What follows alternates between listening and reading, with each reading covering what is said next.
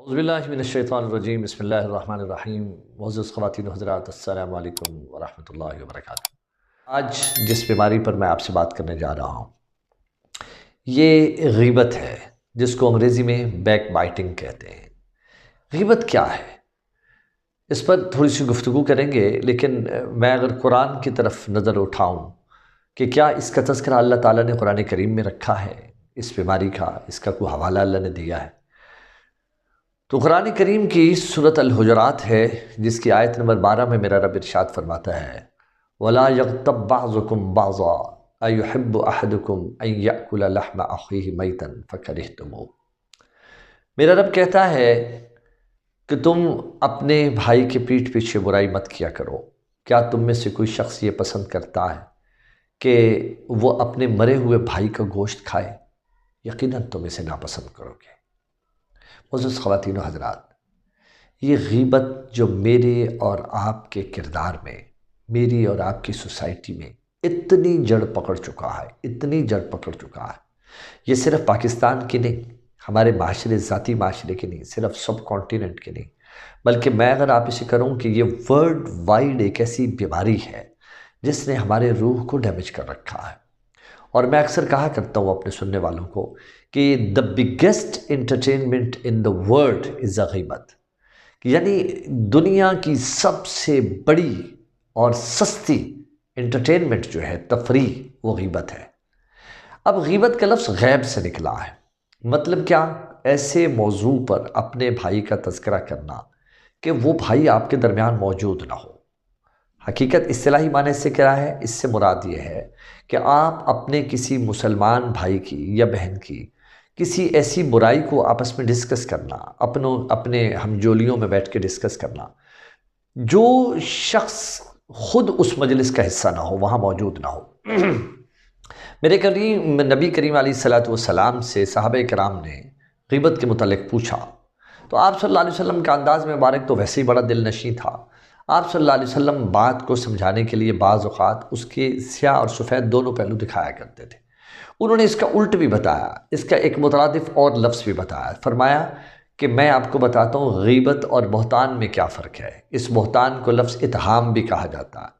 فرمایا تم اپنے کسی بھائی کی ایسی بات کا ذکر کرو جو تمہاری مجلس میں موجود نہ ہو، اور وہ تذکرہ یا وہ ذکر تم اپنے بھائی کے منہ پہ اگر کرو گے تو اس کو ناگوار گزرے گا۔ صحابہ نے کہا یا رسول اللہ، اگر فرض کرو وہ برائی اس کے اندر موجود ہو، وہ ہم ڈسکس کر رہے ہوں، پھر تو کوئی ایشو نہیں۔ حضور نے فرمایا نہیں،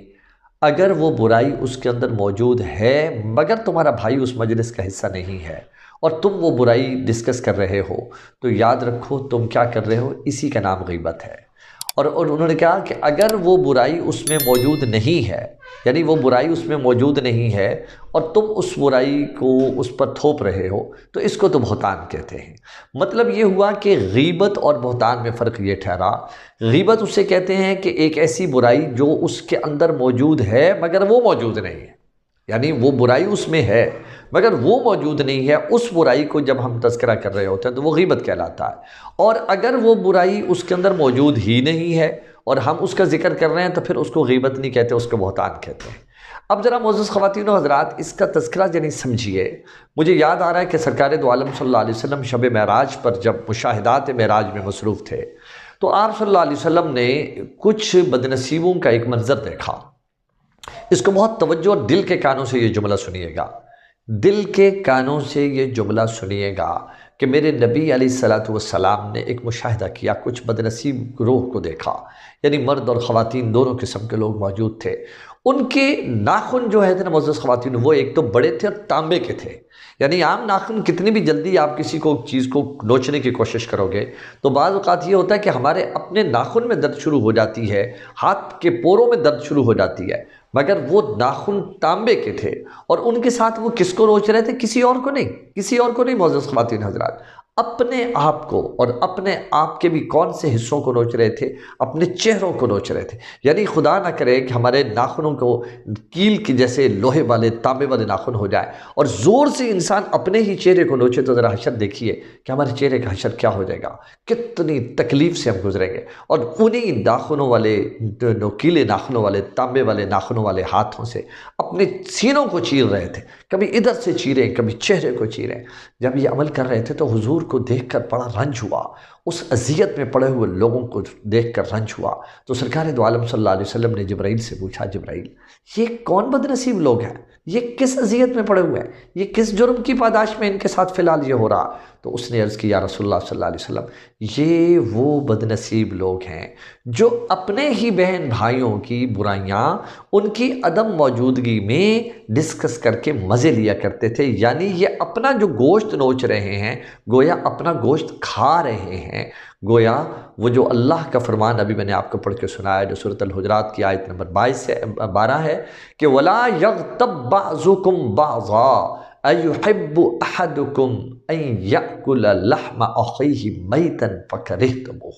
نہ پیٹھ پیچھے برائیاں کیا کرو گے اپنوں کی، اس لیے کہ کیا تم میں سے کوئی شخص یہ پسند کرتا ہے کہ وہ اپنے مرے ہوئے بھائی کا گوشت کھائے؟ یقیناً تم اسے ناپسند کرو گے۔ معزز خواتین و حضرات، مردار ویسے ہی کھانا کا تصور کر کے انسان کی روح اور جسم کانپ اٹھتا ہے، پھر مردار بھی وہ جو اپنا عزیز ہو، اپنا پیارا ہو، اس کی ڈیڈ باڈی پڑی ہوئی ہے اور کوئی ہم سے کہے کہ اس کے گوشت کا ایک ٹکڑا کاٹو اور اس کی باربیکیو کر کے کھاؤ۔ اس سے پاسبل کہ میں اور آپ یہ جملہ سننا پسند کریں گے؟ اللہ کی قسم ہمارے سامنے اگر کوئی یوں کہہ دے کہ اپنے اس باپ یا اپنی ماں یا اپنی بہن یا اپنا بھائی یا اپنی بیوی یا اپنا بچہ اس کے گوشت کا ٹکڑا کاٹ کے کھاؤ تو ہم تو اس کا منہ نوچ ڈالیں گے۔ تو اللہ فرماتا ہے ہاں تمہیں بہت ناپسند گزرے گا نا، تو یہ کام تو تم سارا دن کرتے ہو، یہ کام تو تم سارا دن کرتے ہو کہ جب تم اپنوں کی برائیاں ان کی عدم موجودگی میں ڈسکس کرتے ہو، اس کا مطلب یہ ہوا کہ تم بنیادی طور پر اپنے مرے ہوئے بھائی کا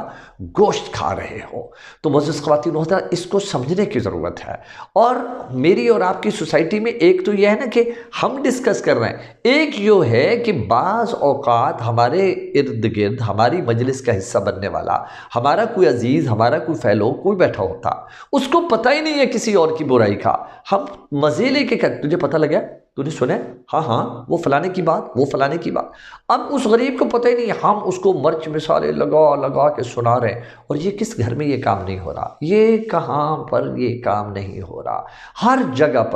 جگہ پر یہ کام ہو رہا ہے۔ اور یہ قوم میری اور آپ کی اس پاکستانی قوم نہیں بلکہ دائیں بائیں دیکھیں یہ مرض پھیلا ہوا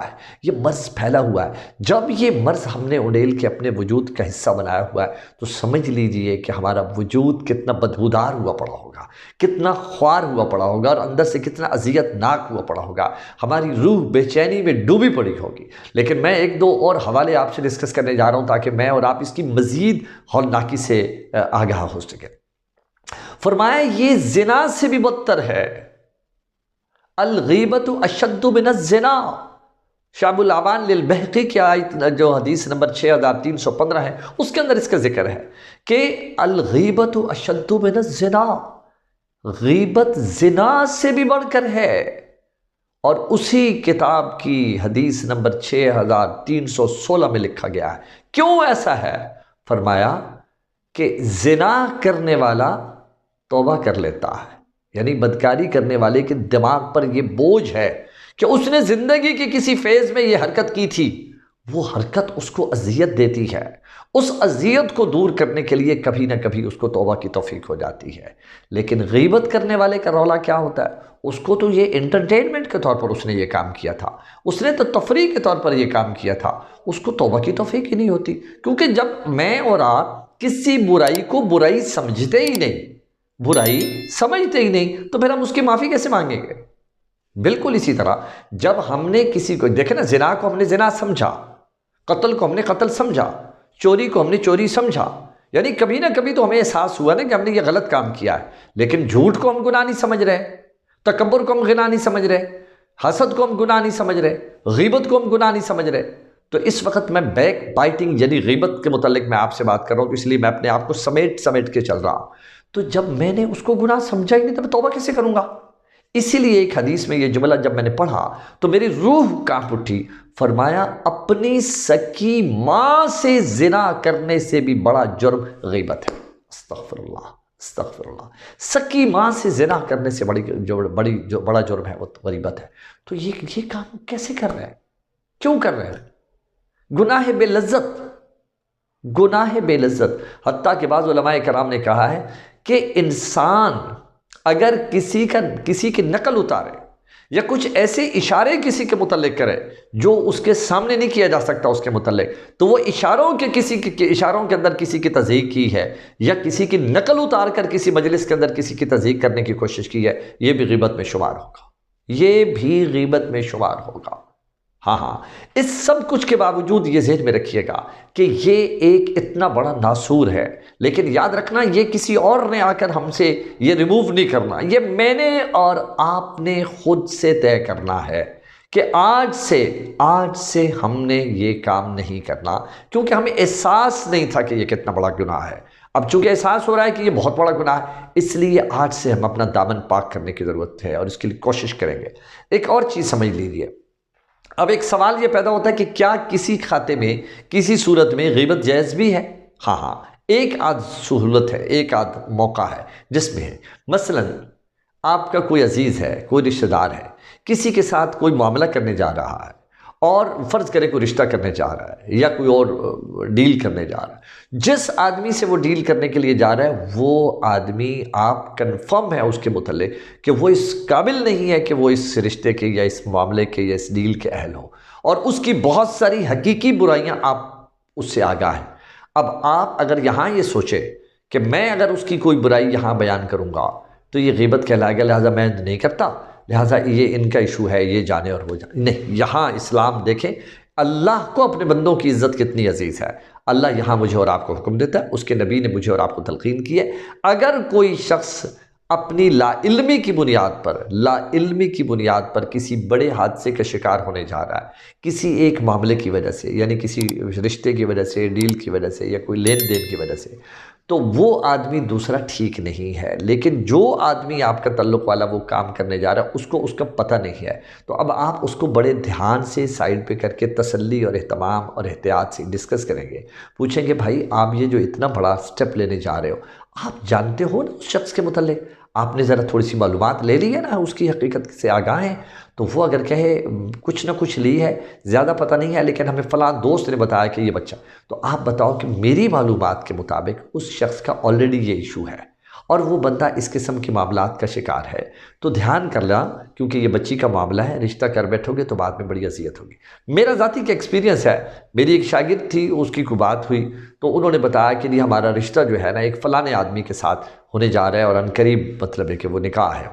تو جب اس بندے کا اس نے نام مجھ سے لیا تو میں چونکا، کیونکہ میں اس بندے کو جانتا تھا، اس بندے نے پہلے سے 2-3 نکاح کر رکھے تھے، اور جہاں بھی وہ جاتا تھا وہ یہ کہتا تھا کہ میں کما رہا ہوں اور یہ ہوں، مجھے مطلب ہے کہ وہ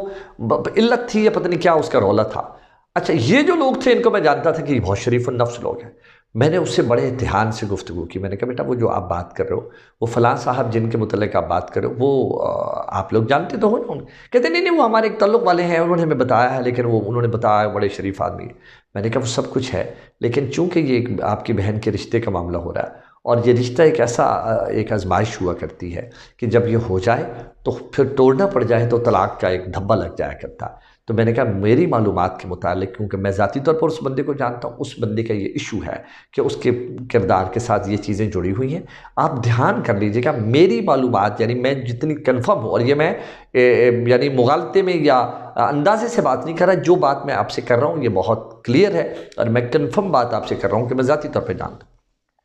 خیر جی، انہوں نے اپنے گھر میں جا کے بات کی، کوئی دن دوبارہ